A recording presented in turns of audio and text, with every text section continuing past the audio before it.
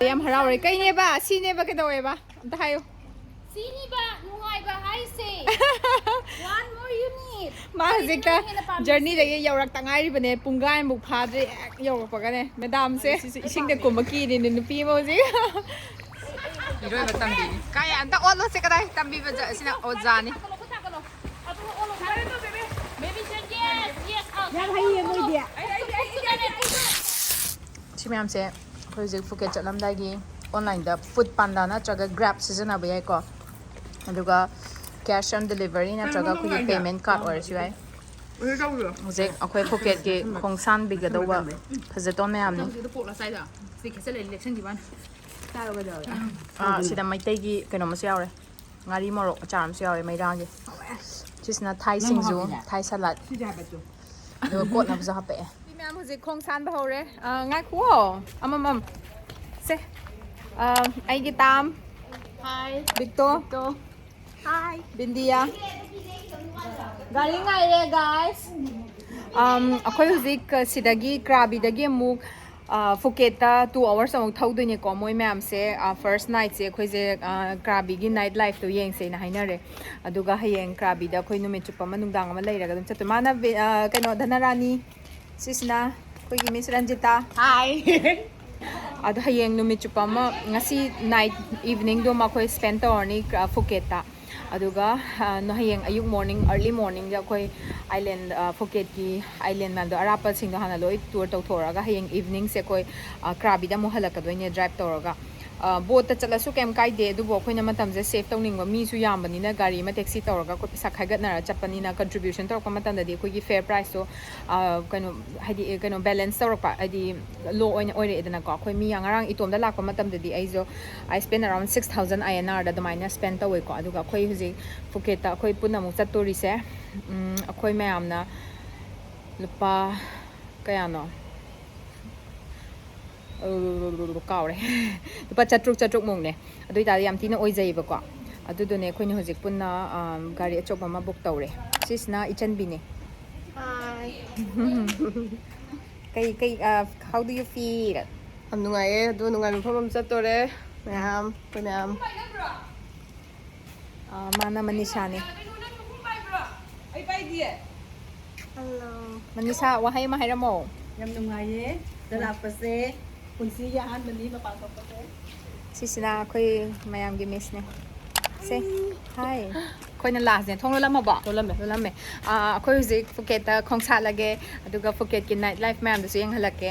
aduga we are very excited very much very much ka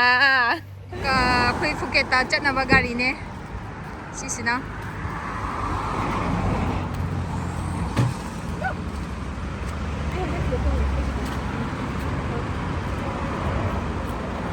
Kabiro aina tupi supplier ne ma'am ai ki tupi ngakta ne moi ma'am se tupi ki wafam ya na re ko ai ki ngakta ko gari manung ne wow selfie oi naman na sila ba hello kapun ka sawadika singa ko akoy gi gari se yen pa na yam ta oi ram akoy gi gari se yam china nai bane do mayam yeng bio akoy microphone si yaw ya tagi karaoke si yaw ram me yeng maning da karaoke da akoy gi maning da chahi sudre ba ngang maning da na angang ni mamang da akoy senior citizen ge lai ada ngau sala pa ya te khang na ngang ga ni koi ba puri de ya le ga bo senari mo kay no mayam na ai na principal class captain di ba kana wa ji ya ayo lage danani class captain ne mana class monitor cheating up to no bisa kana da bitu ai la je dai su pa parak ta bi cheating up to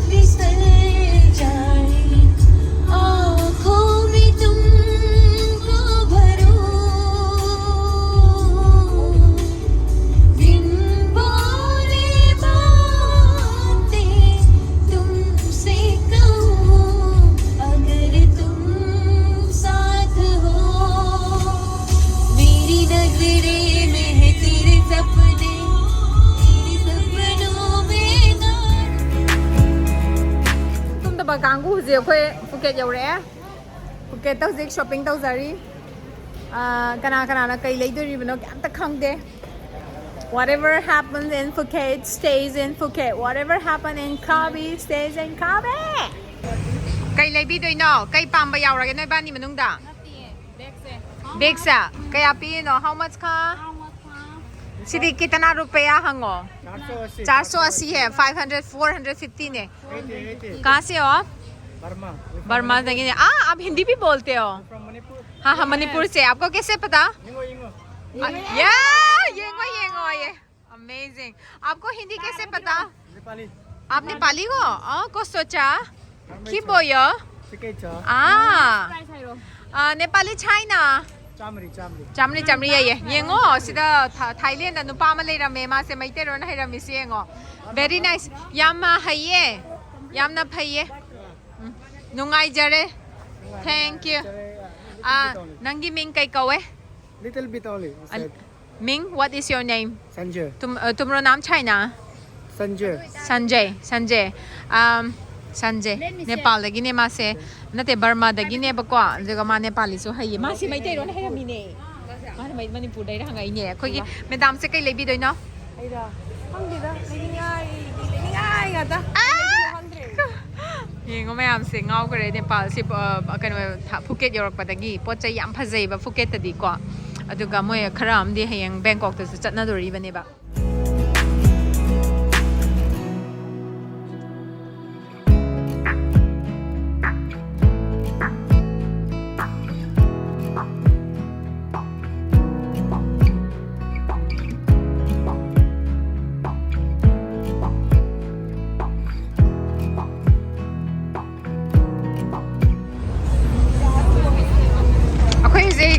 Phuket की Patong Beach में ada laiba Bangla market tadane lai se ko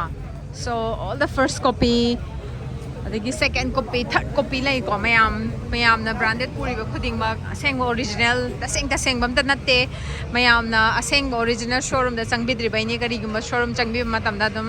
khanga gani ko first copy second copy third copy fourth copy ba ulai ko the second copy third copies ne 1 lakh taka piraga puraga punari painaraga punari sikse samjo pachong beach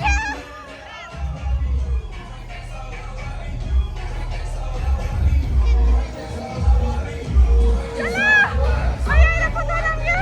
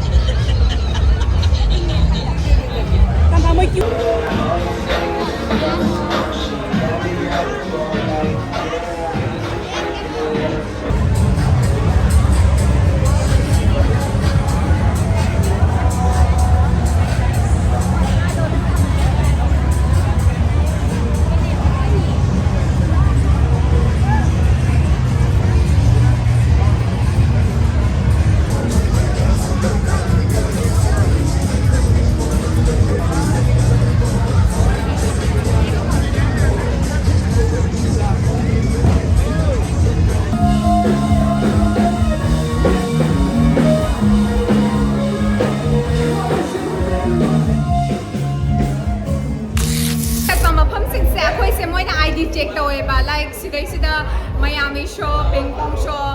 like a naughty stuff adu do khoi ne yeng ba matam da khoi se chahi moina thai ge di changba ya de ba do khoi di sakse ni thai ma ba moina changan de ba ma do ID check taw ka de changan le aba video de di yang la ro ge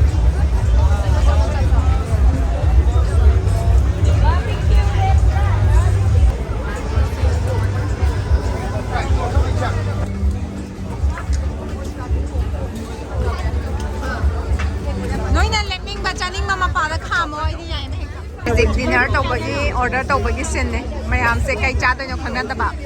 moi akhoi hom di beef chai moi beef cha ta ba yawe pork cha ta ba yawe nganu cha ta ba yawe de to nang se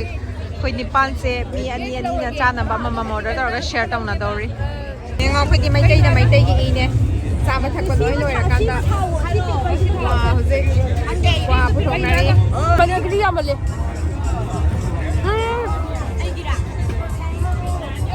alu hatu Managa. Once you are a Vacay, you are always a Vacay. You be a cow of you.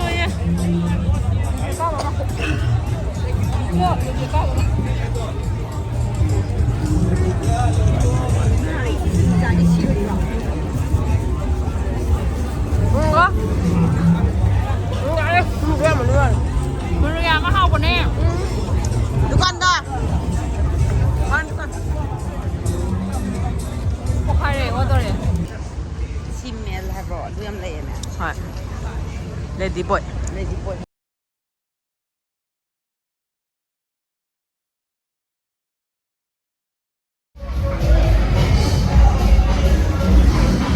Sunny using massage more. Using Bangla market na Patong Beach again. Le loi na ma. Pai le. Pai le. Sile jang na pi ya si yang la.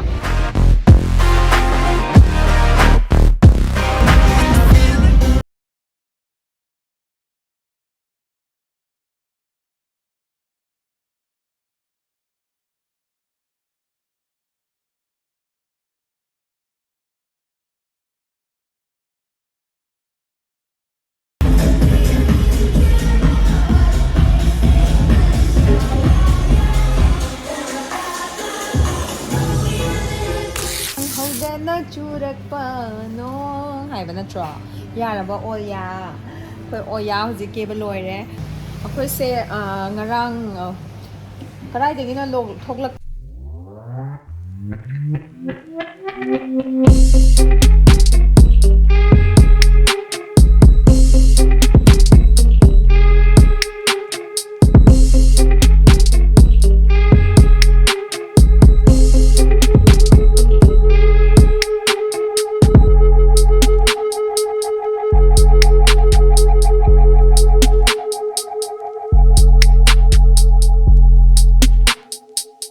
chithagre ko video se loi mak namba ngam de khoina sangakana aina sangakanda happy nirak pane ado just we are sharing the moment as you know like you know all about my blog is not about showing off what we do natra I share to bane gi moment ma'am say just for myself yes for my friends and of course if you want to watch it yeah you are watching you're enjoying so aina khara henjana wari listen ba khara henjana namchan ba haiba dune ta seng ba makti nammi video ma'am sai gi ngakta na heng hanura kanda natra adagi plus flight attendant oiba kangu sinje ko loi kawga leba memory se aduduna heng ai su kawrakani haiba gi jing namjalaga loi kamori ne heng thaba pangdra kada video yenga lai duni noi ma'am na yeng bibo gi ai je pesa kha ga su lak sai ba yam nungai thank you so much ko ado ta seng na haraba da ko ado mayam Manipur da YouTuber yam khalaga noi ma'am na sidari ma'am do sida biru no sidara su noi adum yengi na tra aduna yengi do aduna haiba di ngak ko tv am muthatke noi ma'am na mayam wari se tawo ba ai sida hap to ne blog ta mayam na sidari ba mayam se YouTuber mayam se sidara ga su mi sing che dum yengra na yengi sing se moi pesa yam phangi ne ba kanari ne ba ko adagi viral ga chatli se ta sing na harda intentionally ne guys scripted ngak ta ne ko even ai gi blog ai dum viral chatna ba intentionally to ba yawi kai no viral mamam chat pa da ko influencer mayam se pesa yam phangi ba ko adu kai gi noi di kanano khoi de curiosity ma pok tane kanano karama video ne semi je sigi YouTuber na traga sigi mi je kanano creator je haiba gi pot ama lak pa du curiosity ma du na mi sing se viral chatlan bane du na viral chatle kai na ga noi na viral means like share to bane ba maybe a phaba gi ram bi phatta bi ram bi viral hai na noi na it's not about something like phatta bam to ba phatta ba hai na te ba viral hai ba sigi ko a phaba gi share to na ba gi mi gi intention ne ko ado just like use your common sense ang kahai ge ko hoji kandi common sense har ga jo common oi da bane common sense ko ado okay mari di samna jai nga sai de ngang yi ma'am se ado khoi se nga sai ge koi ru raga moi mari im di hotel check in da book tawre khoi je patong da duga moi mari di tum ning ne le hore duga khoi mari im na city manung da ai nga sai nail sak tho e da gi bani massage ka tawre adu lor ba matung da khoi se beach chatlure da gi party ma phang chatlure koi ba ba koi raga pung mari swai ta salak ko juda moine laibu hotel dugi lobby se adu reception sida phamme adu daga moi ngai kai noi di only 2-3 hours khatang ne hotel amuk check in tawu do tawna roi se haraga adu bu imanabi moi khara moi mari amdi chanbi ne bindia ne victor ne manisa ne moi di yam ti na ware moi yam ti chapat na re moi masa yam sole guys lam koi ba haiba aina mamang so hairudana masa yam son ba mina yaddi haiba se moi masa yam sole haiba natte akhoi yam kalle haiba ni aina haise moi yam sole haiba natte am ka haige moi se akhoi yam na hena thoido hendok na kan gi bai wane du na moi ga khoi ga pana ba matam da yarak ta bagi moi mari do hotel manung da patla le hore aduga akhoi di koi ba koi ru re kai gi haiba di sida mu hana la aroi da bani la ingai sida guys we have to take the opportunity to explore the city right ai oina di hana explore tawe du da nungai ba do khanghaning ba do na aya ba gai akhoi chatse tor ga khoi ya ba khoi mari chatlu re party ure e mayam gi jagat sangsar loina ure e kwa amai mit pang ba pang e adu yam nungai ko si se du mayam adum lakyo si mafam se aduga noi gi partner bu la e lakche kwa dum khara kai ni khutta thori bi pu mani pun mani kande chen ya mani kande taraga lakna ro kai gi noi ni phajabi me ama thengna ba matam da kwa khana ro have like na tra si me ama thok tori bani aduga plus akhoi gi di yamna conservative oi ba society ni na kai haini khoi paranoid oi ni mi sing se wakhal pik pa adagi kai haini jealousy ka ba na tra sigumba khaman chawa se me am lai gani duga thai city se di nupi su nupa malaga phajani nupa ju nupi loi malaga phajani aduduna kono on thok pada heng adi unnecessary da me am conflict me am thokani ko you knew in your heart what you're fighting for. Spread out your wings.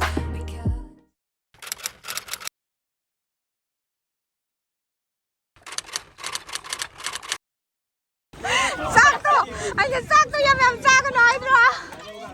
kai dawra where you from Turkey amazing beautiful how old are you sina bindiane layo ba dule anom la to pa nang lai ke du pa kanun pai ko anom pido ka thamam do na pa ai video ta anda lai bre bi ko dai dai lai bre ko hap kan adum ta odum ai yare mang ni mang mang Labor Victor.